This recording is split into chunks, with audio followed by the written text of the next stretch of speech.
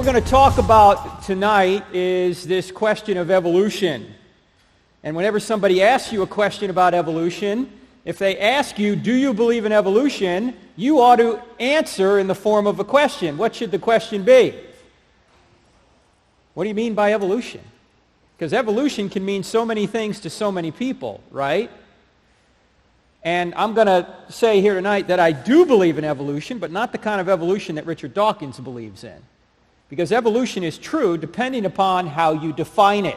As you know, we're in this counterculture Christian series, and we've covered truth and religion so far. We've also covered the question of God. Does God exist? We've covered the issue of the Bible. Is the Bible true? Now we're going to talk about this concept of macroevolution. Macroevolution. You're probably wondering what that is. We'll get into it, but there's a distinction here between what some Darwinists say is responsible for all forms of life, and another type of evolution that we actually can observe and actually is true. We're going to talk about macroevolution. In fact, I'm going to here to say I don't have enough faith to be a Darwinist. And what we're going to do today is cover 3 points, and we may not get to them all tonight because this is a kind of a complicated issue, so we'll pick it up next time if we don't get through it. The first question we're going to ask and answer is, what should a good theory of origin be able to explain?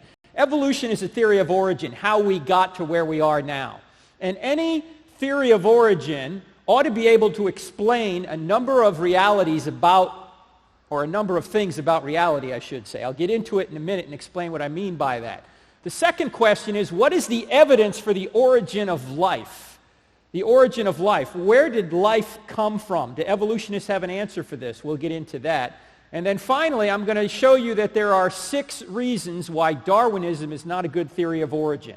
Why macroevolution is not a good theory of where new life forms came from. So we're going to go through 6 basic reasons. And as I mentioned, this is kind of a complicated topic. We cover pretty much what I'm going to talk about today in the book, I Don't Have Enough Faith to Be an Atheist, chapters 3 through 6. But we cover it in a very simplified way because we have very limited space in that book. If you really want to get a book that goes into detail on this issue, this is a new book written by Bill Dembski and Jonathan Wells. Both of these individuals have 2 PhDs apiece, which just means phenomenally dumb. No, they're very smart individuals.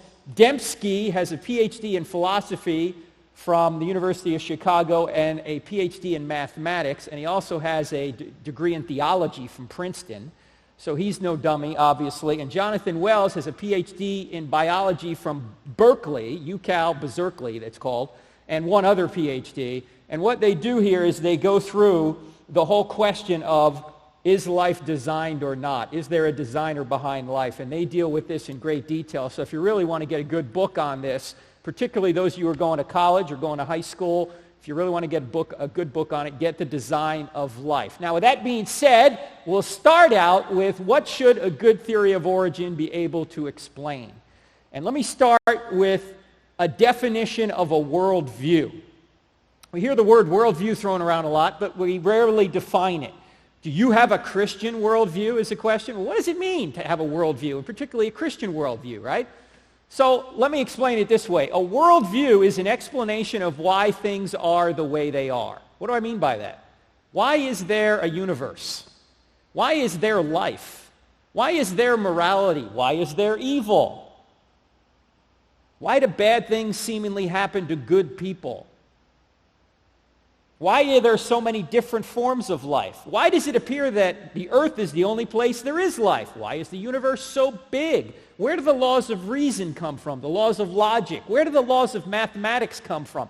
These 4 natural forces that seem to be regular forces in the universe, where did they come from? One of them is gravity. Why does gravity exist? These are all questions that a worldview needs to answer. Where did mind come from? Did mind come from matter? Or did mind come from another mind? And where did the first mind come from? These are all questions a worldview tries to answer. And we'll get into many of the things a worldview must answer. In fact, the true worldview must have what's called explanatory power and explanatory scope to explain all the pieces of the puzzle we call reality. Now let me talk about explanatory power and scope. If I were to ask you, what causes the ink or the letters here in this book to adhere to the paper? Well, your answer might be, well, there are certain physical laws, let's just classify them as the laws of ink and paper, right? That allow this ink to stay on this paper, right? We might say, okay, that's a good explanation of why this ink in this letter form stays on this paper, right? That has adequate explanatory power and scope. It covers the question. The question is, why does this ink stay on here? Because there are these natural laws, these physical forces that hold it on there. You say, okay, that makes sense. But what if I were to then ask you, what caused this book, the whole book, and you were to say, the laws of ink and paper, would that have adequate explanatory power and scope? No, that would only explain why the ink adheres to the paper, but it would not explain where the letters themselves came from, or the thoughts behind the letters, or where the paper came from, or where the book binding came from, or how it was all put together, right? Laws of ink and paper only tell us a very small part of why this book exists. You need a bigger explanation that has adequate explanatory power and scope in order to explain the book, right? You would go to, well, there's got to be an author, right? Every book has an author, so there's got to be an author. That's one explanation. There has to be a printer somewhere, right? There probably has to be a logger out there who cuts the tree down, and then it sends it to a paper plant, and the paper plant guy, he makes it into paper. And then there's got to be somebody who takes that paper and cuts it into the right size, and they bring it over to a book binder, and he binds it all. I mean, there's so many different causes, right, to this book. You got to have proper explanatory power and scope. Now let's look at what a good worldview needs to explain. Now, I've never tried to do this before an audience before, so if this doesn't make sense to you, I want you to raise your hand and say, wait, hold on, this isn't making sense, okay? It seems to me that if we're going to have an adequate worldview, anybody who claims their worldview is true, remember, a worldview is an explanation for why things are the way they are, they have to, at minimum, explain these 10 things. Now, there's more than 10, but these are 10 major things. You ready? Here are the 10 things any worldview needs to explain. Must explain the origin of the universe out of nothing. A few sessions ago, we did, in the God section, we talked about what's called the cosmological argument, that the universe, time, space, matter, exploded into being out of nothing. There has to be a cause for that. Any worldview has to be able to explain that, right? Otherwise, it's not adequate. It's like saying, again, that the laws of ink and paper, if you just say, the laws of ink and paper created this book, you'd say that wouldn't have proper explanatory power or scope, okay? So any worldview has to be able to explain the origin of the universe out of nothing. For someone just to have a worldview that doesn't have an explanation for that, that wouldn't appear to me to be an adequate worldview. You're leaving out a big question here. The second thing that you need to be able to explain is the extreme fine-tuning of the universe. Do you remember when we talked about this? This is sometimes called the teleological argument. We said that the universe is so incredibly designed that if you change any one of a number of very small things about the universe, we wouldn't be here. If you change the gravitational force by 1 part in 10 to the 40, we wouldn't be here. Remember the illustration we used for 1 part in 10 to the 40? If you were to take a tape measure and stretch it across the entire universe and put gravity at a particular inch mark on that tape measure, and you were to move gravity 1 inch in either direction, the universe would go out of existence. I mean, the universe wouldn't go out of existence, but life wouldn't exist. That's how precisely tweaked the universe is. If you were to change the expansion rate a second after the creation event by 1 part in 100,000 million, no life would exist. You see how incredibly designed the universe is? It's precisely fine-tuned. Well, any worldview has to be able to explain that. Thirdly, the worldview must explain the origin of order in the 4 natural forces. Remember when we talked about the second law of thermodynamics? When we said it was one of the evidences that the universe had a beginning? We had this acronym, SURGE, S-U-R-G-E, which showed the universe had a beginning, and the S stood for the second law of thermodynamics. And the second law of thermodynamics says that things tend to go to disorder. They run down. It's why you have to paint this building. Right now, they're doing the floor out there in the foyer, if you haven't noticed. Why? Well, the first guy who did the floor didn't do it right, and it got worn down. Right? Second law of thermodynamics is the law of disorder. So we got to redo the floor out in the foyer. Well, that's just the second law of thermodynamics at work. Well, the second law of thermodynamics applies to the whole universe, which means as time goes on, the universe is getting less and less ordered, or it's getting more and more disordered. It's called the law of entropy, law of disorder. Well, at the beginning, there was a lot more order in the universe. Well, the question is, where did that order come from? Because as time goes on, we're getting less and less ordered. Where did it come from? An agnostic astronomer, Robert Jastrow, put it this way. It seemed like the universe is ticking down like a clock. Well, if it's ticking down, if it's unwinding, someone must have wound it up. All right? So where did that come from? In the four natural forces. We talk about natural law all the time, right? What is natural law? What is it? Natural law actually are just descriptions of what the four natural forces do. Does anyone know what the four natural forces are? There's only four known natural forces. Anyone know? I gave you a hint before. What's one of them? Yeah, one is gravity. There are three others.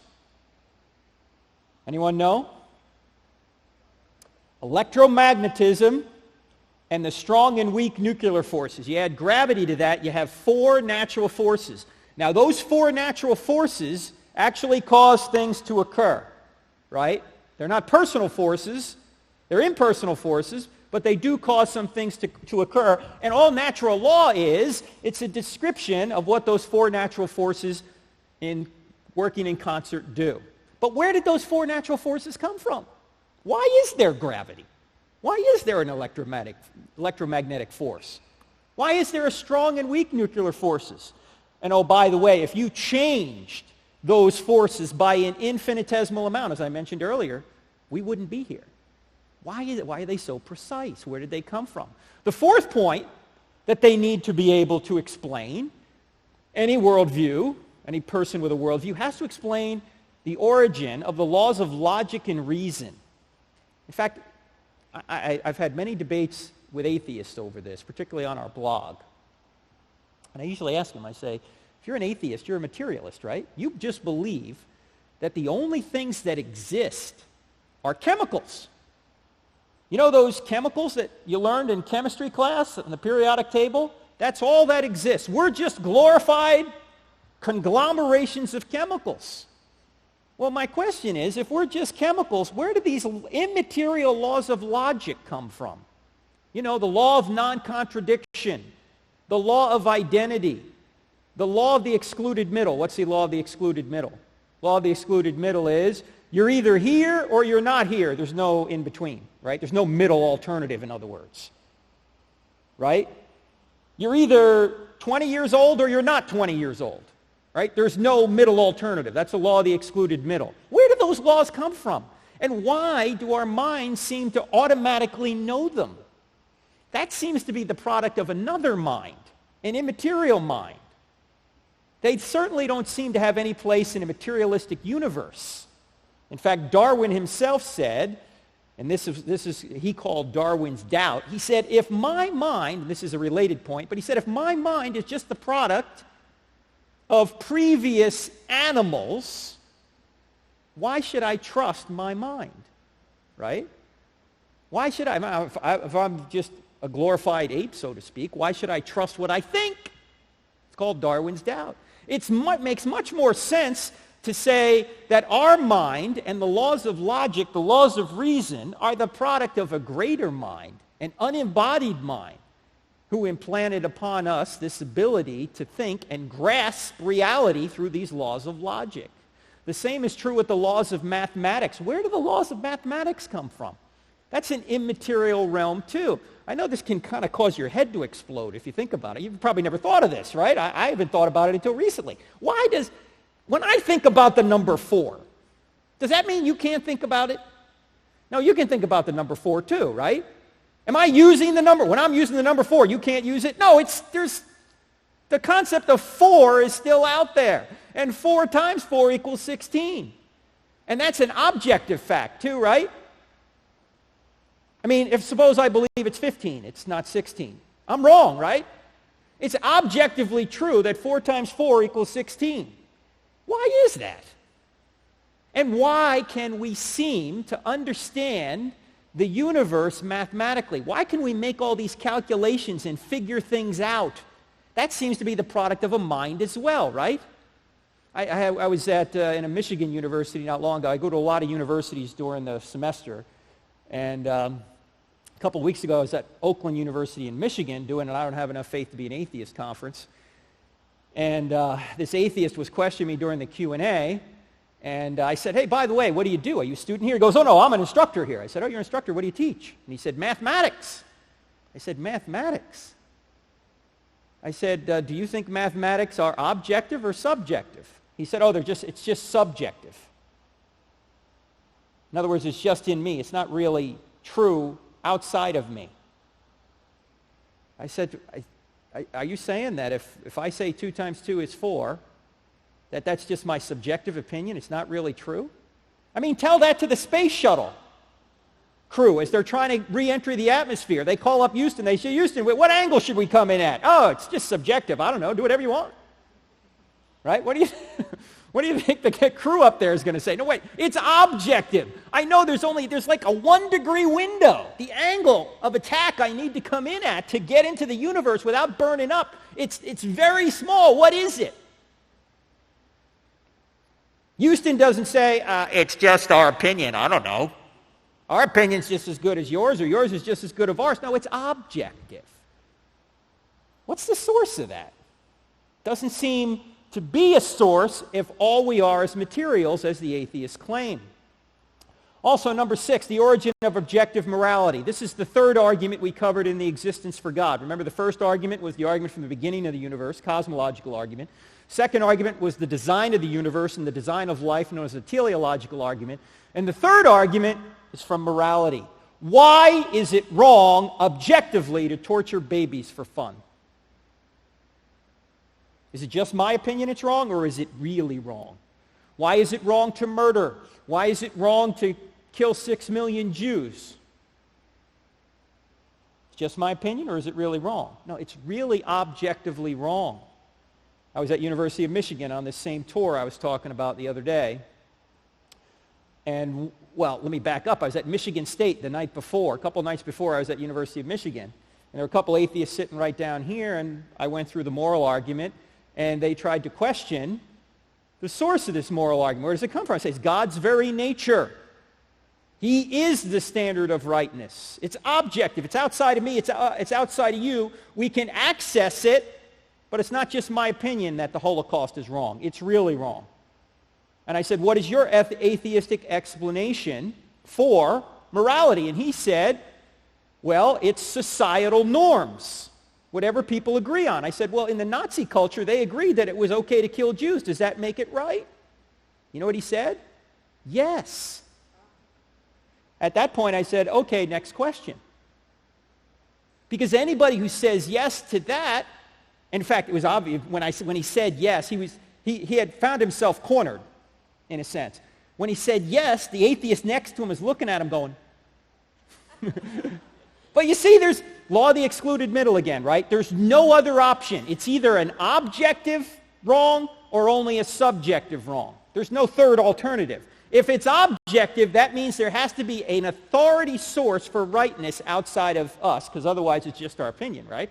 It's got to be something outside of us. And he, trying to be consistent with his atheistic worldview, said, well, if people agree to kill the Jews, that's okay. Of course, he would be making a moral statement there too, right? He would be saying it's morally okay to kill the Jews, to which you could ask him again, is that just your subjective opinion, or is it objectively true? Basically, he has a morality undergirding his position that he thinks is objective. He thinks if the majority votes to kill the Jews, that's okay. Majority rule, in other words. Well, Is it okay then for the majority, you're saying a majority, that's kind of a moral law for him. Whatever the majority decides is right. So no matter where he goes with this, he's going to run into trouble, right? The next night at the University of Michigan, or a couple nights later, an atheist was questioning me for about 10 minutes, going back and forth. He was the leader of the atheist club. And he said, I said, again, what is your explanation for objective morality? He said, it's complicated.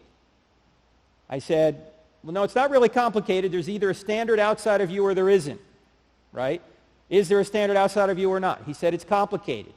Again, no, look, it's not complicated. It's a simple yes or no, right? Either there is a standard outside of you or there isn't. Atheists have a difficult time dealing with objective morality. Also, any worldview has to be able to explain the origin and design of life and consciousness. Where did life come from, and why are we conscious? It's interesting. In this book, The Design of Life, Dembski and Wells, the two authors, suggest this. Because you always hear atheists saying, well, if we could just get the chemicals that are in life at the right spot, in the right proportions, in the right way, perhaps non-living chemicals could come together and create life. Of course, they have no idea how life created, as we'll see, what was created, we'll see later. They have no idea how it was done in a naturalistic way. But what Dembski and Wells suggest is, okay, why don't you take a cell, a living cell right now, and kill it. Puncture it. Do whatever you have to do to kill it. Put it in a test tube, or put it out in nature somewhere. You've got all of the chemical properties for life right there. Does anybody believe that they are going to self-organize and reanimate themselves into a living thing? If so, that would be called a miracle. You know what the miracle would be? A resurrection, right? They lambaste us for believing in a resurrection. Of course, our source for a resurrection is God who created life to begin with. But their source for a resurrection is just non-living chemicals, the four natural forces we talked about, somehow bringing life from non-life. What's easier to believe? I think it's easier to believe that there's a creator to all life who can then resurrect life or create life from non-life. But to say that these non-living chemicals are going to come and animate themselves by themselves without intelligence, I think you need a lot more faith to believe that. So much so that you actually have some evolutionists now saying that their explanation for the first life is aliens brought it here from outer space. Panspermia, it's called, which means seeds everywhere. In fact, Richard Dawkins, the great evolutionist, teaches at Oxford, came out with a new book recently on evolution, said in the movie Expelled. Did anyone see that movie? The movie Expelled with Ben Stein. Ben Stein was interviewing a whole bunch of people about this issue of intelligent design, and at the end he interviewed Dawkins, and he said, Dr. Dawkins, do you have any idea how life began? He goes, oh, no, I have no idea. He said, well, can you give me some sort of speculation? And Dawkins said, well, I suppose you could say that life was brought here perhaps by aliens. Now think about that for a minute. Aliens. Does that solve the problem? No, because where did the aliens come from? Who created the aliens, right? You're just putting the question off another spot, right? You still got to explain the aliens. Now, Dawkins might retort and say, well, maybe there's another place in the universe that has different natural forces that would allow life to come from non-life without intelligence, and then that life brought life here. Well, yeah, you could say that, but that's called faith, right? Because there's no evidence for it. The main point here is that you have to have some sort of explanation for the design of life and consciousness. There's an atheistic philosopher, his name is Daniel Dennett. He's written extensively on this issue of consciousness. Do you know what his explanation for consciousness is from an atheistic perspective? Consciousness is an illusion. It's like a dream. One wonders if Dennett was conscious when he wrote this. I mean, think about it. If that's the case, we shouldn't believe anything because it's all a dream, it's all an illusion.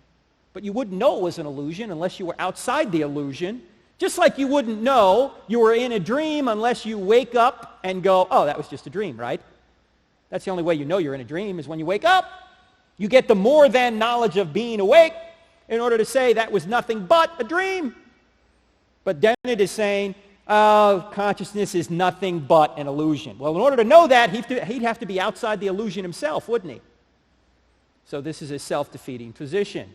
Also, any good theory of origin must explain, or any good worldview must explain the origin and design of new life forms. Where do new life forms come from? Now, this is where the evolutionists say they have an answer. They have natural selection, right? Number 9, they have to explain the origin of intelligence or mind. Where does intelligence come from? If we're just chemicals, where does your mind come from? It's different from your brain, isn't it? Yeah, there's a correlation, obviously, between your mind and your brain, but are you just a bunch of chemicals? Are your thoughts just chemicals? Or do you really have a mind? There's something out there known as the placebo effect. What is the placebo effect? It's used in medical trials to try and figure out whether a drug really works. They'll give a certain number of patients the drug, and they'll give another certain number of patients a placebo, which is not really a drug at all. It's just like a sugar pill or an inert pill that has no real impact on them, in order to see if there's a real difference. And what they find quite frequently is that the thought of taking the pill actually enhances the body's capacity to improve itself or to heal itself. It's called the placebo effect, which is telling us what? That the mind can affect the brain. It's not just the brain affecting the mind, it's the mind affecting the brain. In other words, an immaterial thing affecting a material thing. So we know we're not just chemicals, right? If we're just chemicals, how do we know anything? I mean, chemicals don't reason, they react. Now, chemicals are part of our reasoning process, but they're not the only part. We have a mind. We can make decisions. We can draw conclusions. We're not just chemicals. Any good theory of origin, any good worldview has to be able to explain this. Finally, and there are others, what's the origin of personality? We all have a common genetic code, DNA, right? But we're all different personalities. How does personality arise from non-personality? How does mind arise from non-mind or matter? Where do these things come from? Now, these are all good questions, right? I don't have all the answers to these, but can we all agree that if you're going to have a good worldview, you've got to explain at least these 10 things? And there's probably many other things, but these are the 10 biggies. Okay? Now, which one of these 10 things did the Darwinists say they have an answer for? I already hinted at it earlier. Which one? Number 8, yes. They say they have an answer for the origin and design of new life forms. Most of them will admit they have no answer for number 7, where the first life came from. We're still working on that, they say. But many of them deny they have to have any explanation for these other 9 things on the list. Now, it seems to me, when atheists say, well, evolution solves the God problem, you don't need God anymore because evolution's true. Do you not need a creator or a designer anymore? Even if, let's suppose number 8 is true. Let's suppose the Darwinists have it right, that after the first one-celled being came into existence, however that came into existence, from then on, natural selection has taken over, the goo to you via the zoo. Here we are. We don't need a designer anymore. Does that mean that all the other things on the list are explained by Darwinism? No. Again, it's like saying that this book can totally be explained by the laws of ink and paper. It can't be, right? There's too many other aspects about this book that require other causes than just the laws of ink and paper. I'm trying to say that even if Darwinism is completely true, you don't get rid of the need for a creator. You've got too many other things that need to be explained. Does this make sense so far? You need a designer. Just take the teleological argument we talked about earlier, the fine-tuning of the universe, number 1, number 2, particularly number 2, the extreme fine-tuning of the universe. You need a designer at the very beginning of the space-time continuum. Right then, if there's no designer that shepherds the expansion of the universe along, we're not here. You need a designer from the very beginning. So even if evolution's true, you don't get rid of the need for God. All right? So with that being said, what is the evidence for the origin of life? We've talked about what should a good theory of origin be able to explain, a good worldview, if you will. What is the evidence for the origin of life? And we're going to talk a little bit about science here, so it would be nice if we defined what science is. If somebody were to thrust a microphone in your face on the street somewhere and say, "Sir, ma'am, what is science?" what would you say? Part of the problem here is we don't define our terms. The evolutionists are saying, we're the scientific ones, and you're the ones that just have faith. Is that true? What is science? There is no universal definition that everyone agrees with. But here's a very loose definition that really was put forth by Sir Francis Bacon, who many believe was the founder of modern science. He said science is a search for causes. Science is a search for causes. When you're doing science, you're trying to figure out what cause caused what effect. When I ask you what caused the book, you know somebody caused the book. What is the cause of the book? Right? This is an effect, so what caused it? That's doing science. Now, there are a couple of different kinds of science we'll get into in a minute, but let's point out that there are at least two types of causes. There are non-intelligent and intelligent causes, and non-intelligent just would be natural, right? This is the law of the excluded middle again, right? The cause is either intelligent or it's not. There's no middle alternative, right? Now, you say, what do you mean by a non-intelligent and intelligent cause? Well, how many people in here have ever been to the Grand Canyon? You ever been to the Grand Canyon, right? Grand Canyon is a beautiful geologic formation, right? Now, when you see this geologic formation here, and you try and search for a cause for this, what type of cause could create a canyon like this? Do you need an intelligent cause, or could a natural cause do it? A natural cause could do it, right? Right? You could have a whole bunch of water come down there and create a canyon, like dig a trench in a land mass, you're going to get a canyon. In fact, we know this now. If we take a big land mass and we put water on it in a particular way, we're going to create a canyon in that land mass. You can do an experiment to figure that out. Natural cause. You don't need a divine being or something to put his proverbial finger into the dirt to create the canyon, do you? No. But can everybody see the difference between this geologic formation and this geologic formation? Mount Rushmore. The faces on Mount Rushmore, were they created by erosion? Certainly not natural erosion, maybe political erosion, right? But not natural erosion. You don't get the faces of the four presidents up there by the wind and the rain. How do we know? We could spend from now till doomsday throwing wind, rain, water, whatever, at a rock formation. We'll never get this kind of detail in the four presidents in the side of a mountain.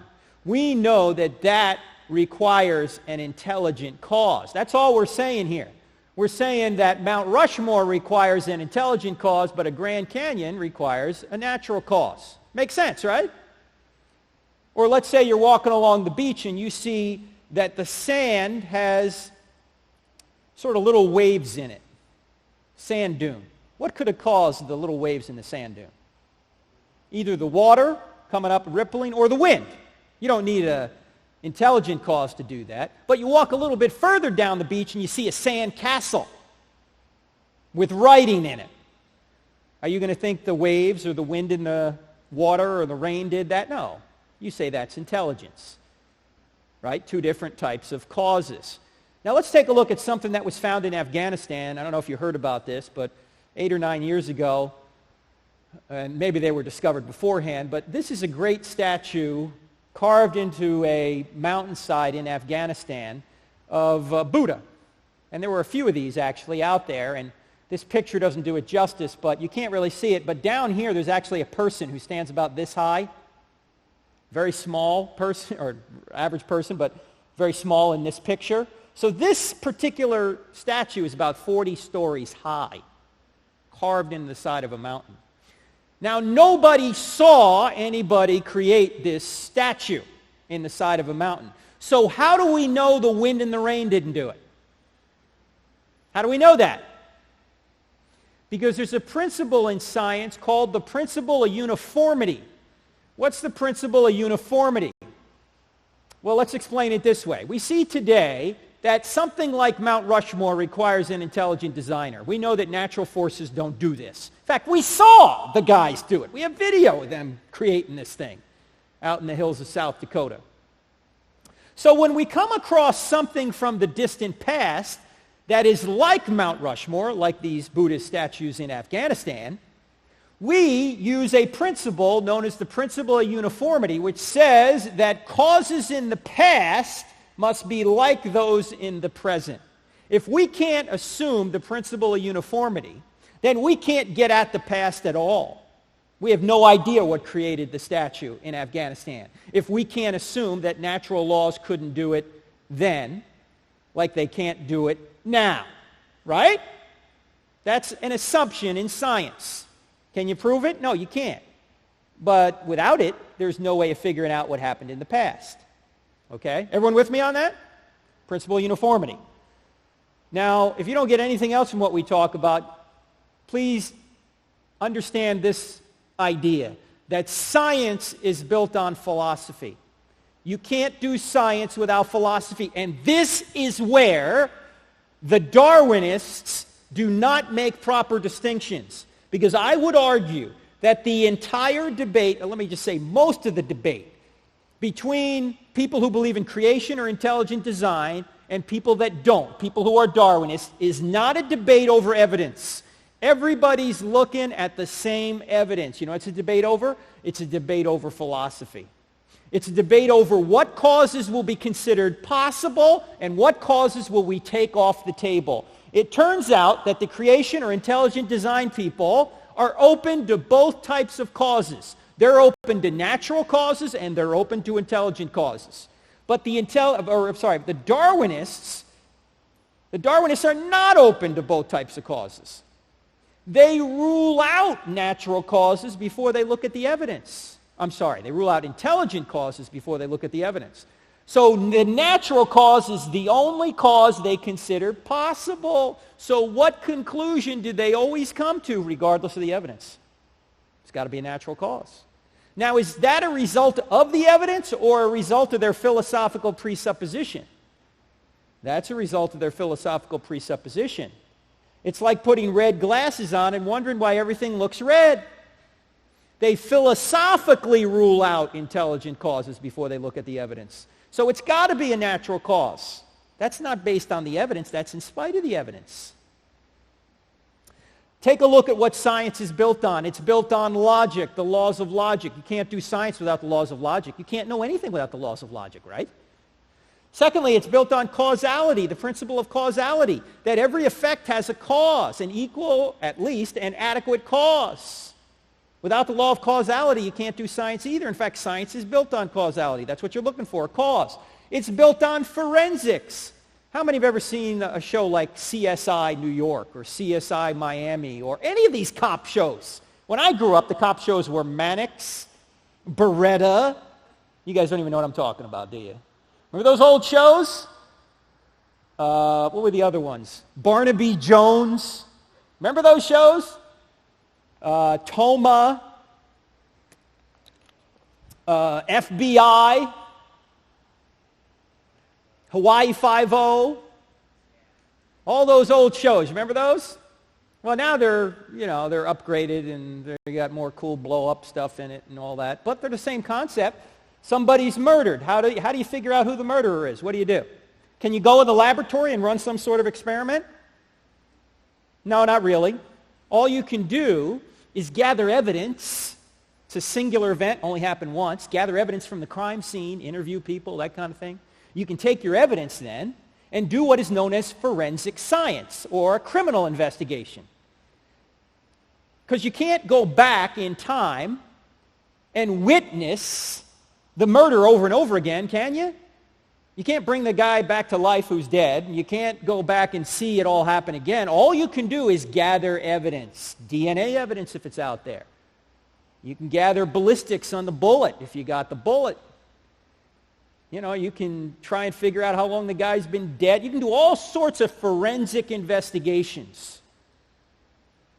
and you can use the principle of uniformity. To move this to Darwinism, if you rule out intelligent causes before you look at the evidence, what are you going to have to conclude? Well, they were murdered by some sort of natural force. We all know that's idiotic. Yet we call this type of science, science, don't we? And I'm here to say that whether you believe in intelligent design, creation, or whatever, or you believe in Darwinism, you're doing forensic science. That's the kind of science you're doing. Sometimes it's called origin science. All you can do is gather clues and then draw inferences from those clues to try and figure out how we got here. You can't go back in time and see how the first life was created, can you? You weren't here to observe it. It's not an eyewitness event. It's not an over and over again event. It's not a repeatable event. Sometimes people define science this way. Oh, it's repeatable. You do it over. No, you can't repeat certain things. You can't repeat murders, the same murder. You can't repeat the origin of life from nothing or from the first non-living thing, whatever it was. You can't create the origin of the universe, recreate it. These are all one-time events. Can't recreate them. In fact, you can't even recreate what happened yesterday, can you? Yet you have good reason to believe it. Why? Well, you may have been an eyewitness to it. What you did yesterday. You still believe it, right? So there's two types of science. There's forensic science, what we've been talking about, and there's also operation science, or some call empirical science. What's an empirical science? Testing the law of gravity. I keep dropping this thing, and I drop different things at different weights, and I can finally draw a conclusion that gravity has such and such a strength. That's a repeatable event I can do over and over again, right?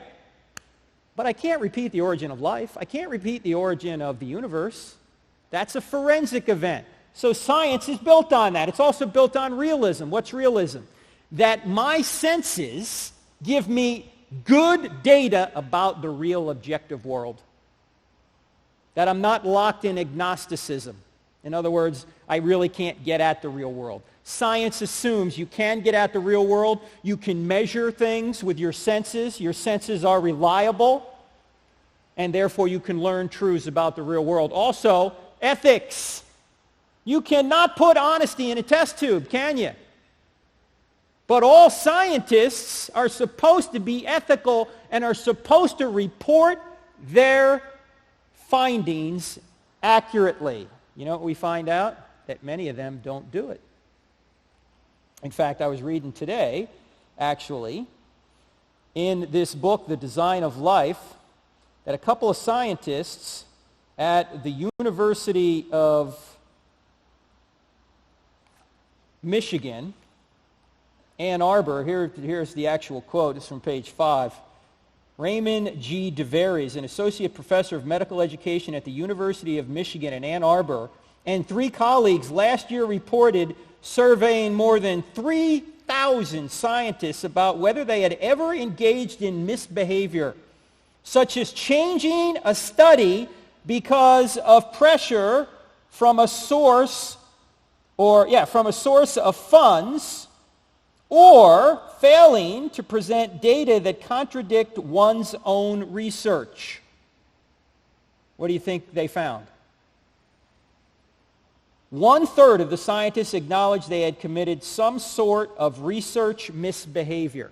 Why?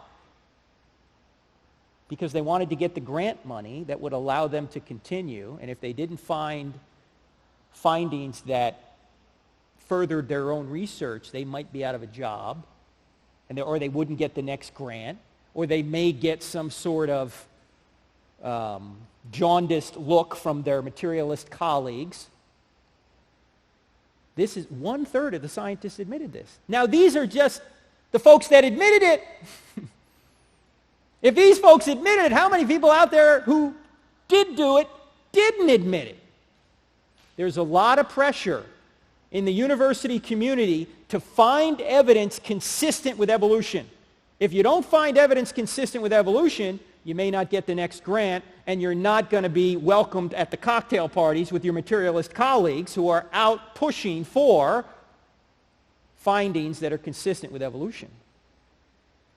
So science is not always an objective method of discovering the truth because you've got philosophy undergirding it and ethics undergirding it. And if you've got a poor philosopher or somebody who is immoral, the results you get might not be true results. Einstein himself said this. He said, the man of science is a very poor philosopher. And you're going to see that as we go through some of this evidence, you're going to say, wait a minute. They're just coming to the wrong conclusion. In fact, if you don't get anything else, get this. Science doesn't say anything, scientists do. What does that mean? Science doesn't say anything, scientists do. All scientific discoveries need to be interpreted. The facts don't necessarily speak for themselves. The problem is, sometimes the folks interpreting the data have a philosophical presupposition that allows them to come to only one conclusion when maybe the other conclusion is really true. They rule out intelligent causes before they look at the evidence. They're always going to come to a natural cause then. It's a philosophical presupposition, not a result of the evidence. So let's take a look at the origin of life, and then we'll pick up the rest of it next week. You see this? This is a one-celled amoeba, or something like it, that the Darwinists say we all evolved from. Now, Darwinists say, or I guess back in Darwin's day I should say, this was thought to be nothing too complicated, nothing too specified or complex, nothing that maybe couldn't have come together by natural forces. Maybe natural forces working on non-living chemicals could have brought the first one-celled creature together without intelligent intervention. That was 150 years ago. Today we've been able to peer into the cell, and we know that the cell is far more complicated, far more designed, far more complex than anything that we as human beings have ever created ourselves. In other words, there is no such thing as simple life. Even the simplest life is beyond our wildest imaginations in terms of complexity. In order to illustrate this to you, and this is just one illustration, let me take you to your breakfast table. We covered this when we talked about the teleological argument for those of you who were here. But let's suppose you love alphabet cereal and you're a teenager and you want to come downstairs and have a bowl of alphabet cereal one morning and you see that the alphabet cereal is knocked over and on the table the letters spell, take out the garbage, Mom. What are you going to assume? The cat knocked the box over? Earthquake shook the house? No, you're going to say that that's intelligent design from an intelligent being, Mom. Or you're walking along the beach and you see in the sand, John loves Mary with a heart around it. What are you going to assume? The waves did that? The crabs came out of the water and created that message? No, you're going to say that that message must have come from an intelligent being, a mind. Why? Because you know that all messages come from minds. Messages don't come from non-living things or even from natural forces. In fact, this is the whole premise of the movie Contact. How many have seen the movie Contact with Jodie Foster? It was a little over 10 years ago. And this movie was really a movie about what's called the SETI program, the Search for Extraterrestrial Intelligence. Carl Sagan started this many years ago, and he got federal funding for it. I don't think it's funded by the government anymore. But the premise of the movie and the premise of this program was to put antennas out there somewhere in the hills of California somewhere on the heavens to look for radio signals from outer space. And you know we get radio signals from outer space all the time, but they're random. There's no message behind them. But if we ever get one with a message, that will prove that an intelligent being, E.T., is out there. Why? Because nature creates random waves. It doesn't create a message. So when Jodie Foster gets this message on her headset and she rushes inside and she realizes the message is prime numbers from 1 or 2 on up to 111, whatever it is, she goes, that has to be intelligence. E.T. has to be out there. Why? Because she knows that messages only come from minds. And then you know the rest of the movie, the feds converge on the place and they realize there's even a more complex message embedded in there and they make contact with E.T. and all this, right? Well, they asked Carl Sagan, who was behind this program, and he still lived. He was an agnostic who died maybe about 15 years ago, wrote the book Cosmos, and he talked like an atheist, but he said he was an agnostic. They asked him, well, how long would the message have to be, Carl, for you to say that intelligent life is out there? He said, 1 sentence long. 1 sentence long. Yeah, it's kind of like take out the garbage, Mom.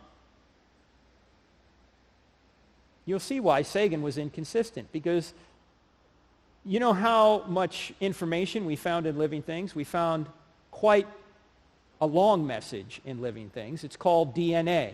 DNA is a 4-letter genetic alphabet. I have DNA, you have DNA, a banana has DNA. Every living thing has DNA. The question is, how much DNA is in a 1-celled amoeba? And the message is like take out the garbage, Mom, in DNA. It's just a lot more complicated. Well, the amount of information in a 1-celled amoeba, something considered simple by life standards, is about equivalent to 1,000 volumes of an encyclopedia. Now, to believe that resulted by the 4 natural forces without intelligent intervention is like believing that the Library of Congress resulted from an explosion in a printing shop. You see, I don't have enough faith to believe that. You have to have more faith to believe that than just to believe that the first life requires an intelligent cause. You say, wait, Frank, how do you know there's that much information in a 1-celled amoeba? Did some Christian tell you that? No, you know who actually told us that? Richard Dawkins in his book, The Blind Watchmaker. Again, the most famous atheist, probably the most famous evolutionist in the world right now. In fact, if you look at the very first page of his book, The Blind Watchmaker, here's what he says. He says that biology is the study of complicated things that give the appearance of being designed for a purpose. The appearance of being designed for a purpose. Then he spends the next 300-plus pages trying to talk you into the idea that it's just an appearance. In other words, although it looks designed, it really isn't. Well, here's my question. If it looks like a duck, if it walks like a duck, if it talks like a duck, if it squawks like a duck, it probably is a duck. I mean, what other evidence do you need than 1,000 volumes of an Encyclopedia Britannica in 1-celled amoeba? There was a great atheist. In fact, he was probably the greatest atheist, philosophical atheist of the last century. His name was Antony Flew. He's from England. He's still alive. He's in his 80s now. About 5 years ago, he actually moved from atheism to either deism or theism. He's no longer an atheist. You know why? Because of DNA. In fact, here's what he wrote. He said, "It now seems to me that the findings of more than 50 years of DNA research have provided materials for a new and enormously powerful argument to design." You know what the evolutionists are saying about Flew now, who was once their champion? They're saying he's senile. And he's still out there writing books as clear as he ever was. He's just following the evidence where it leads. Francis Crick, who co-discovered the DNA molecule, put it this way: the origin of life appears to be almost a miracle. So many are the conditions which would have had to be satisfied to get it going. What did he mean by that? First of all, there's something called a chicken and egg problem when it comes to life. What's a chicken and egg problem? What came first, the chicken or the egg, right? Well, there are 4 major components when it comes to life. You've got proteins, DNA, RNA, and the cell itself. There's a lot more going on, but it turns out that proteins need DNA and DNA need proteins. RNA needs DNA, and DNA needs RNA in order to do anything or to be even created. The cell needs RNA and DNA, and the cell needs RNA, and RNA needs the cell. The cell needs proteins, but proteins need the cell as well. And proteins, DNA, RNA, and the cell need one another. In other words, there's no way to get a living thing by starting with, say, DNA, and then moving to RNA, and then moving on to a cell, and then moving to proteins. It doesn't work that way. They all need to be together at the same time. You have a chicken and egg problem. Later, when we do this next week or the week after, whenever we have our next session, we'll talk about this in the context of irreducible complexity. Irreducible complexity. You can't get a living thing in a gradual process from non-living chemicals to a living thing by just adding certain chemicals. It doesn't work that way. They all need to be there at the same time in working order for there to be any life at all. In fact, let's just talk about you in terms of DNA. The DNA of one human cell equals 5 million pages of information. That's 25,200 page books in every cell in your body. And all of that is crammed into the nucleus of a cell, which is about 1/100th the width of a human hair. All that information, 25,200 page books crammed into something the width, 1/100th the width of a human hair. Think about that. And you have about 100 trillion cells in your body. That's 99 trillion more than the bailout. Think about that. Now, those cells have the same DNA in them, but just think about how incredible that is. You are an amazing creation. You just made 8 million new red blood cells. You just made another 8 million. You just made another 8 million. Knock it off. How do you know how to do this? I don't have enough faith to believe there's not intelligence behind that. You are an amazing creation. In fact, let's just do one illustration. If a house represented your little toe, look at your little toe. If you have your socks off there, just look at your little toe for a second. If a house represented your little toe, the cells of your toe would be represented by baby peas that filled the house, floor to ceiling. And each of those peas would contain the information of 25,200 page books. That's just your little toe. Think about the house you live in. Fill it with little baby peas from floor to ceiling.